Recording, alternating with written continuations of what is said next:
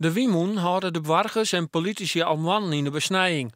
Maar ze nou bij de oorstudie komen of op het Frieske loon.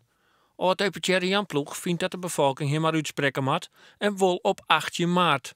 De VVD en het CDA willen dat ik.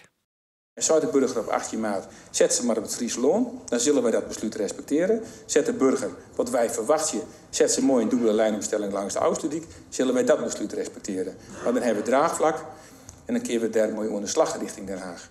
Maar het vaststel om een referendum te houden, helpt net. Na je weekendwaasje valt het besluit door het plak dat de Wiemoen in Friesland komen matten.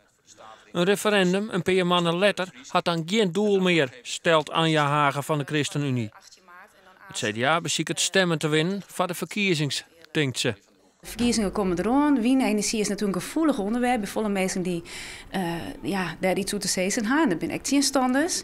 En dan kan het natuurlijk wel een beetje opportunistisch liedje om dan een referendum te staan. Dat gevoel krijg je al. Maar ja, dat moet het CDA zelf maar zeggen of dat inderdaad de afwaging is.